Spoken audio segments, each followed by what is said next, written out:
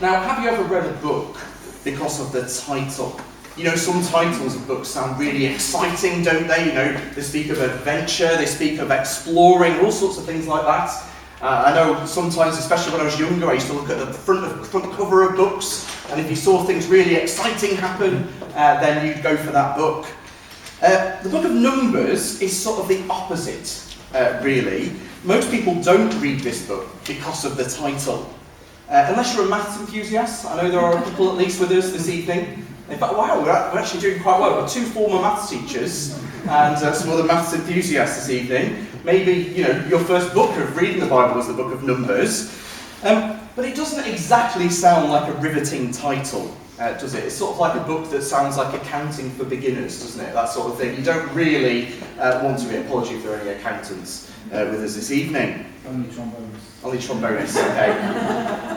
Sorry, usually. Yeah. The original title, though, of Numbers is In the Wilderness. That's what it's known in Hebrew. And Into the Wilderness sounds much more exciting, doesn't it? And actually, it's far more descriptive of what the book is actually about. Out of the 36 chapters, only 3 of them have those lists of numbers that we associate with the book. It's just that those chapters make up chapters 1 and 2. It always makes you wonder whether the person who gave it the name in Greek sort of got 2 chapters in and sort of gave up partway through and thought, I'll call it Numbers, and then moved on. But the rest of the book recounts the Israelites' wanderings in the wilderness. And many of the stories in my head that should be in Exodus are actually in Numbers. And the books actually have really similar storylines if you follow them, and have a lot of similarities, that they form a sort of sandwich around Leviticus that sort of puts that at the top. And then right at the centre of Leviticus is the Day of Atonement, to put that right in the centre of the first 5 books of the Bible. But it's got stories like Joshua and Caleb spying out the land, the cursing of the Israelites to wander 40 years in the wilderness, Balaam and his donkey, Aaron's staff budding, the bronze serpent, Moses striking the rock twice. All these stories in my head sort of I know they're somewhere in the Pentateuch, and I often associate them with Exodus, but they're actually in the book of Numbers. If it happens in the wilderness, chances are it happens in the book of Numbers. Numbers is the wilderness years, if you like, for the Israelites. And the book is built around 3 journeys and 3 stays. So do you have the clip actually? That's right. So 3 journeys and 3 stays. Really it's following this plot of moving along, going to certain places and then moving along to other places. And they sort of stop 3 times on their journey, a bit like they actually do in Exodus. But we could sum up the book in 3 words. Hope despite failure. Hope despite failure. The big thing that happens is that people fail to enter the land. Yet God gives them grace and hope, even as they wander about in the wilderness. So we're going to look at 4 points briefly to see how the book of Numbers pans out. So first of all, soldiers and symbols. Sorry, can I? Soldiers and symbols. Soldiers and symbols. So the numbers that give the book its name are actually to do with the counting of potential soldiers. So Numbers 1, verses 2 and 3. It says, take a census of all the congregation of the people of Israel by clans, by fathers' houses, according to the number of names, every male head by head, from 20 years old and upwards, all in Israel who are able to go to war. You and Aaron shall list them company by company. So this isn't an exercise in bureaucracy. It's not that somebody sat down and thought, we should have a census. It's not a paper-pushing thing. It's actually gauging the nation's military strength in preparation for entering into the promised land. And in the original plan, so to speak, there was no 40-year journey in the wilderness. It doesn't take 40 years to cross the desert that they're in. Actually, it only takes a few days or a couple of weeks. What they're doing here is getting ready for war. They've just come out and they're getting ready for war. And we see that they're amply prepared. The one thing that list of names and numbers gives you is the idea, actually, there are loads of them. There are thousands upon thousands upon thousands of soldiers ready to go. Which just makes the book even more tragic if you think about it.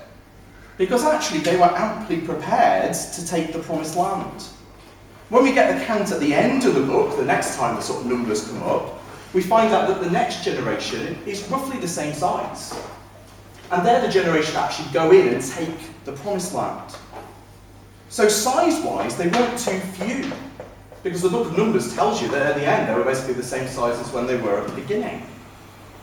So after the opening section, though, the book turns to the arrangement in the camp. It tells you there are loads of them, and it tells you how they were to be arranged in the camp, where everyone was to go.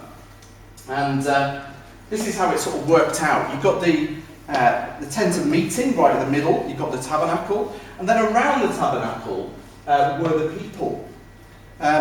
First of all, there were the priests, and then afterwards there were the tribes. And in that, you get a picture of what the nation is to be like. The nation have to go through the priests to get to the tent of meeting. Even the way that they're arranged picks up on this idea of what we read in the book of Exodus and in the book of Numbers, that it's through the priests that they approach God. God is at the centre, but there are mediators in between the general people and the tabernacle in the centre. We also find out that there's a different layout for when they go on march. So actually the tent of meeting goes right in the middle of them again, but at the head now is not Reuben the eldest or Ephraim, heir of Joseph, not even Levi, but actually at the head is Judah. Judah is pictured as the head or the leader of Israel, which we know with New Testament glasses on where we're going here, the great ruler that would arise from Judah. But here it's structured in the very layout of how they were to go to war. So you get these models, you get these symbols, and you get these soldiers. But while there's some really interesting sections about this, most of the book is made up of rejection and rebellion and rejection. We had one of them read a little bit before, but in the 36 chapters there are at least 10 rebellions. So it's sort of 1 per 3 chapters, really. The people moan about food, they pine for the delicacies of Egypt and the cucumbers and the melons and all the onions, which they almost certainly didn't eat as slaves if you think about it in Egypt. It really is rose-tinted glasses. They moan about water, they complain that they'll starve. God sends a plague of snakes of them. They rebel about going into the land, they refuse to go in. And when they're told then that they're not going to go in the land, they rebel and try and go into the land. They try and have it both ways. Miriam and Aaron rebel about Moses' choice of a wife, and Miriam gets leprosy. Korah the Levite and 250 leaders rebel against Moses and Aaron and are swallowed up whole in the earth. Moses rebels against the Lord by striking a rock he's been told to speak to, spoiling God's picture of Christ. The biggest consequence is that after their refusal to go into the land, God curses them to walk around in the desert for 40 years, until all the adults who refuse to go in are dead. All except Joshua and Caleb, who, when they spied out the land, told the people that they were able to get into the land. So the wilderness generation are rejected because of their rebellion. They may have made it out of Egypt, but they don't make it into Canaan. And the New Testament picks up this idea as an example of what not to do. It's there as a warning for us. So Hebrews 3:12-19 says, "Take care, brothers, lest there be any of you with an evil, unbelieving heart, leading you to fall away from the living God. But exhort one another every day, as long as it is called today, that none of you may be hardened by the deceitfulness of sin. For we have come to share in Christ, if indeed we hold our original confidence firm to the end. As it is said, today if you hear his voice, do not harden your hearts, as in the rebellion. For those who heard and yet rebelled, for who were those who heard and yet rebelled? Was it not those who left Egypt, led by Moses? And with whom was he provoked for 40 years? Was it not with those who sinned, whose bodies fell in the wilderness? And to whom did he swear that they would not enter his rest, but those who were disobedient? So we see that they were unable to enter because of unbelief." We see that they're an example. They don't believe that God can do it. They don't believe that God can give them the land. And so they perish without making it into the promised land. Don't be like them, says the author of the Hebrews. Their rebellion leads to rejection. And then thirdly, we see rules and regulations. Now we've got this with lots of books, haven't we, in the first 5 books. As with Exodus, the story is interspersed with laws and commandments. There are the duties of the priests and the laws about sacrifice that sound like they belong in Leviticus when you read them, but adds extra detail. There are laws about the redemption of the firstborn, where God swaps the firstborn of his people for the Levites, but the people then must redeem their firstborn. There's laws about adultery and unfaithfulness, very fitting if you think about the theme of the book. There are laws about special vows, such as the Nazarite vows, where someone could refrain from cutting their hair, eating grapes and hanging around with dead bodies. But we've not got time to go into that this evening.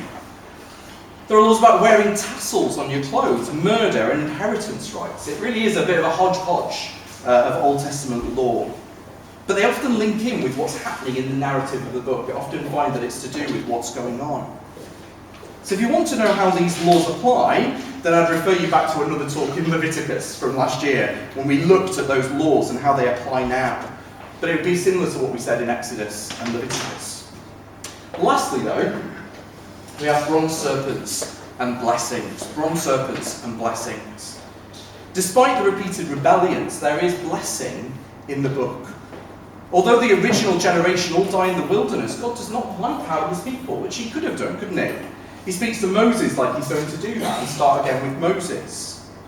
But God shows them grace. The next generation do go in with Joshua and Caleb. We see the way that God sends his judgment with things like snakes on the people, but we see as well the way God sends an escape from his judgment.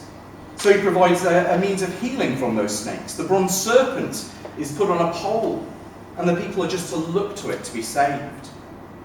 And amazingly, Jesus tells us that's a picture of him in the likeness of sinful flesh lifted up on the cross. Jesus says in John 3:14 and 15, "And as Moses lifted up the serpent in the wilderness, so must the Son of Man be lifted up, that whoever believes in him may have eternal life."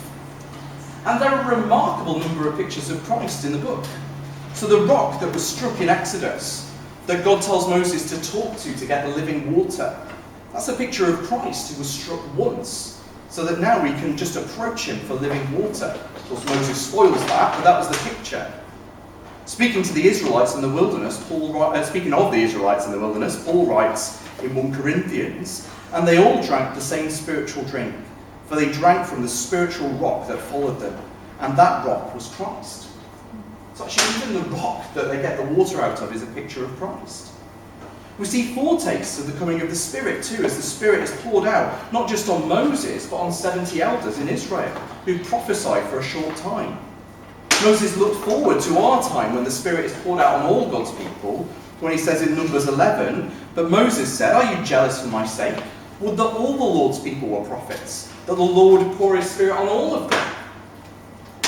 There are loads more places we could go for blessing, couldn't we? The Aaronic blessing, the menorah lamp. But perhaps the most significant in the New Testament is the events surrounding Balaam. Now, we know Balaam from the talking donkey story, don't we? In fact, we get it in Sunday school, don't we? We've done it in one of our alphabet A to Z of the Bible, D for donkey. It's quite a famous story.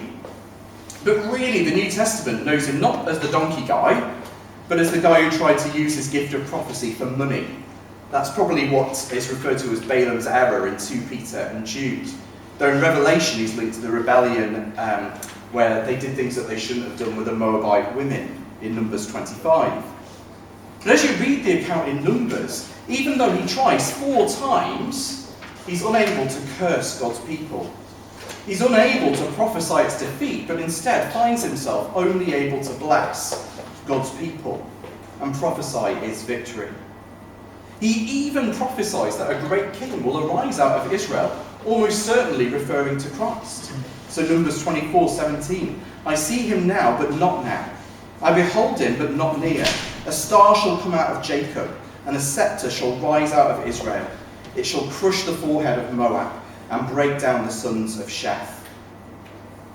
We see by that, though, that God is determined to bless his people despite their rebellion. Even when kings hire people to curse them, God causes them to bless them. This really is grace in the face of failure, hope in the face of disaster. God will bring his promises to pass despite the sinfulness of his people. And that should encourage us, shouldn't it? Because that's still true. God still will bring his promises to pass, despite the sinfulness of his people. And yet also the book is a warning. It should encourage us that our sinfulness does not hinder God. We're not thwarting God's plans. But it should warn us that actually we're not to rebel against our God. The generation we see in Numbers is the generation we are consistently to learn from and not be like in the New Testament. A huge chunk of Hebrews is taken up with this, as well as a section in Corinthians too. They're not our model, they're our anti-model, if you like. They're our do not go there. Do not go anywhere near there. If you want to remember a number from the book of Numbers, remember their 10 rebellions. Remember 0 out of 10 for effort. We should not be like them. Psalm 95 and at various points in Hebrews. Today, if you hear his voice, do not harden your hearts as in the rebellion. That's in Numbers. Or you will find yourself in the wilderness spiritually, or worse. You will not enter his rest like the generation who died in the wilderness. That's what the book of Hebrews wants to warn us. Do not go there. So Numbers is there to give us hope, yes. Hope despite sinfulness in the face of failure. But it's not there to be used as a license to sin and rebel. Or the warning is you could end up like them. The lesson the next generation needed to hear, they need to press on, and the one that we need to hear too.